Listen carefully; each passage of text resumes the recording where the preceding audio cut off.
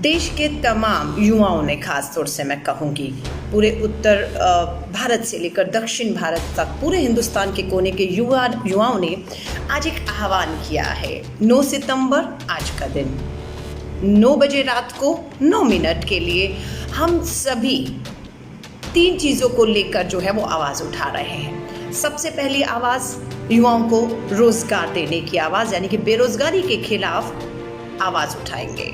दूसरा, निजीकरण के खिलाफ कि हर चीज़ को निजी हाथों में, पूंजीपतियों के हाथों में देश को सौंपा जा रहा है। तीसरा, PSUs की नीलामी की जा रही है, यानी कि जो सरकारी हमारी विरासत है उसकी एक एक करके जो है वो भारत की केंद्र की मोदी सरकार उसकी नीलामी कर रही है। तो 3 चीज़ों के खिलाफ हम देश के प्रधानमंत्री जी ने जो हमें तरीके सिखाए थे, उन्हीं तरीकों का हम आज इस्तेमाल करेंगे। क्या तरीका था याद है आपको? मार्च का महीना 2020, कोरोना महामारी से पूरा विश्व जो है वो एक चेतावनी दे रहा था, जूझ रहा था। प्रदेश के प्रधानमंत्री जो हैं वो अमेरिका के प्रेसिडेंट ट्रंप के साथ गुजरात के अहमदाबाद में नमस्ते ट्रंप कर रहे थे। और आज पूरे विश्व में 2 ही देश हैं जो 1 और 2 नंबर पर कोरोना महामारी में खड़े हैं। नंबर 1 पर अमेरिका और नंबर 2 पर भारत आ खड़ा हुआ है। 40 लाख से अधिक मामले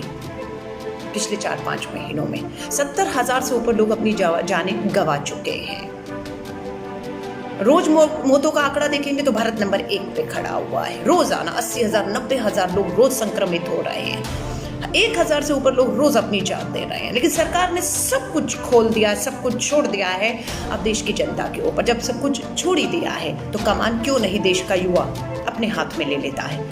आज इसीलिए देश के प्रधानमंत्री जी द्वारा दिखाया गया रास्ता क्या था? 21 दिन का महाभारत का युद्ध से तुलना की थी इस कोरोना महामारी की, कि हम 21 दिन के अंदर जीत लेंगे इस युद्ध को। लेकिन जुमलों से देश नहीं चलता है, उसके लिए रोड मैप बनाना पड़ता है, तैयारी करनी पड़ती है। लेकिन वो तैयारी नहीं थी जिसका खामियाजा आज देश की गिरती अर्थव्यवस्था के रूप में हम सब देख रहे हैं। वो पहिया पूरी तरह से रुक गया। इस दौरान लोग बेरोजगार हो गए, युवा आत्महत्याएं कर रहा है निराश होकर।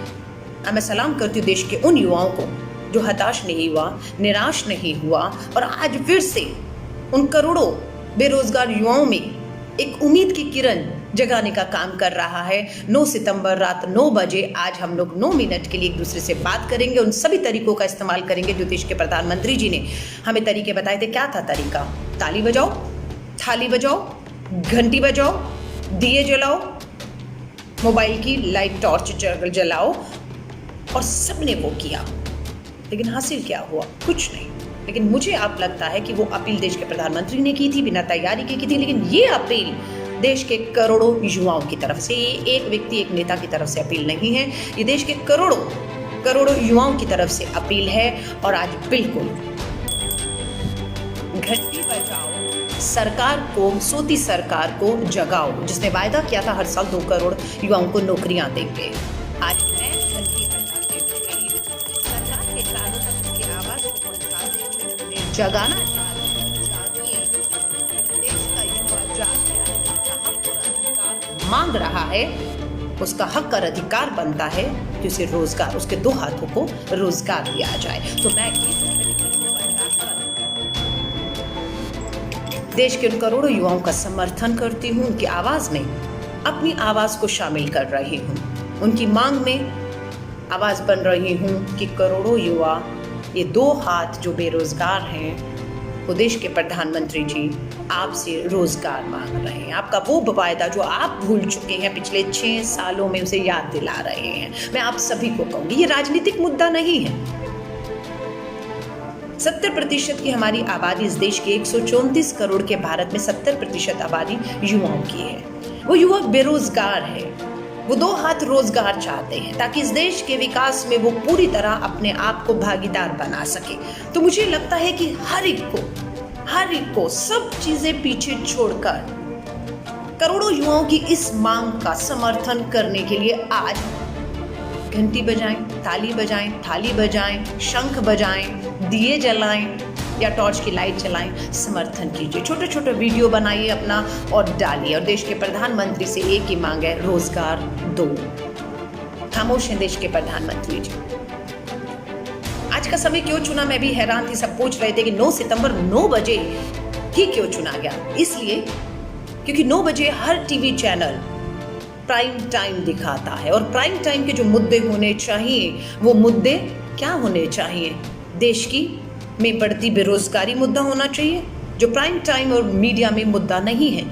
मुद्दा होना चाहिए सरहदों पर तनाव, मिलती चुनौतियां, चाहे वो पाकिस्तान हो, चीन हो, नेपाल हो, लगातार उनसे सरहदों पर चुनौती मिल रही है। और जून के महीने में हमारे 20 जवान 45 साल के बाद चीन के भारत के सरहद लद्दाख में फायरिंग हुई और हमारे 20 जवान वहां शहीद हो जाते हैं।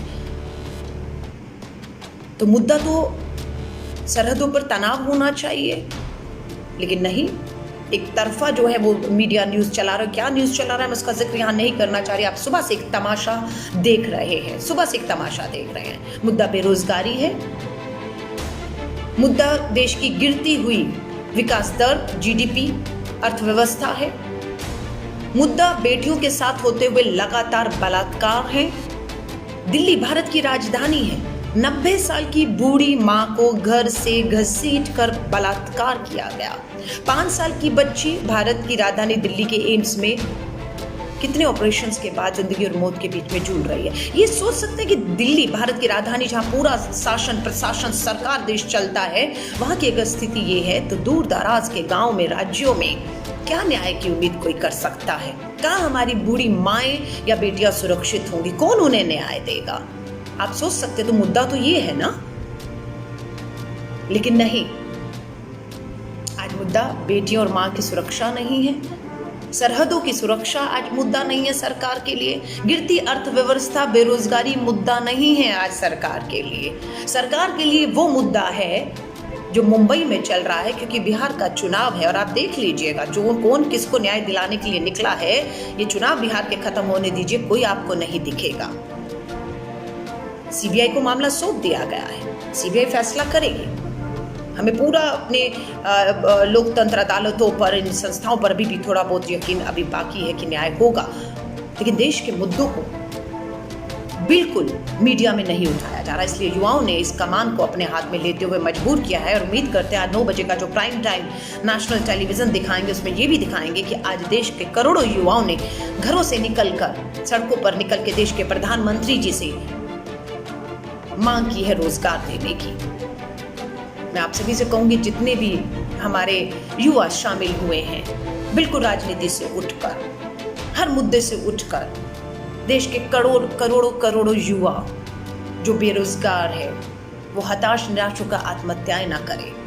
बहुत से युवाओं ने आगे बढ़कर ये मुहिम शुरू की। मैं उन सभी युवाओं को जिन्होंने 9 बजे 9 मिनट के लिए प्रधानमंत्री रोजगार दो, निजीकरण के खिलाफ, PSUs की नीलामियों के खिलाफ, जो कहते हैं 70 साल में कांग्रेस ने क्या दिया, जो नीलाम कर रहे हैं, वो किसकी देन थी? वो धरोहर, वो विरासत, वो खजाना, वो देश का है, जिसे आज की सरकार एक एक कर कर बेच रही है, पूंजीपतियों के हाथ में दे रही है, निजीकरण कर रही है, ताकि ये नौकरियां, सरकारी पक्की नौकरियां जो विश्वास दिलाती हैं कि आपके बुढ़ापे में भी पेंशन और आपकी जिंदगियों की सुरक्षा दे, आज वो निजी पूंजीपतियों के हाथ में निजीकरण करके सौंप रही है कि आपके गर्दन पर वो तलवार हमेशा टिकी रही कि आपकी कब नौकरी जाएगी, कब आपको निकाल दिया जाएगा और आपका जो है वो आगे चलकर भविष्य क्या कितना सुरक्षित होगा। मैं सभी युवाओं से कहूँगी, लगभग 2000 के करीब युवा इस समय लाइव सुन रहे हैं, बिल्कुल राजनीति से ऊपर उठकर। ये राजनीतिक मुद्दा नहीं है, ये देश के करोड़ों युवा रोजगार मांग रहा है। मैं आपसे कहूँगी, देश के किसी भी प्रांत में, किसी भी राज्य में है, देश की सरकार से मांग नहीं करेंगे तो किससे मांग करेंगे? मैं आपसे ये पूछना चाहती हूँ। राज्यों की सरकारों से मांग करिए, देश की सरकारों से मांग करिए कि हम सभी चाहते हैं कि देश के इस करोड़ों युवाओं को रोजगार मिले। मैं उम्मीद करती हूँ आप सभी लोग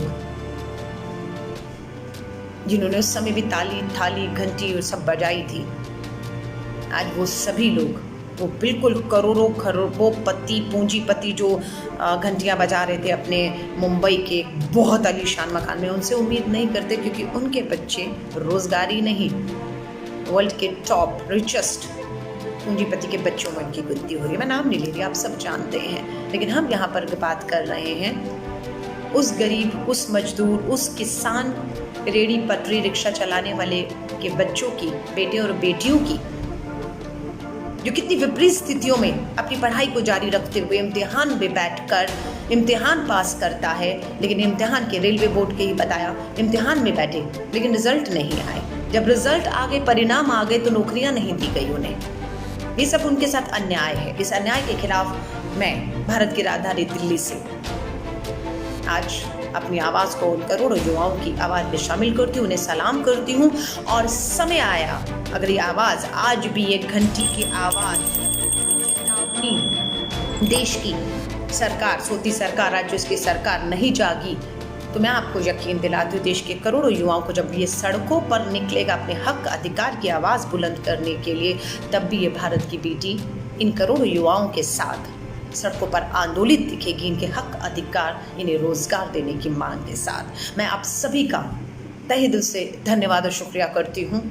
दुआएं करते हैं सरहदों पे शांति बनी रहे, दुआएं करते हैं हमारी माँ बहन बेटियां घरों में सुरक्षित रहें।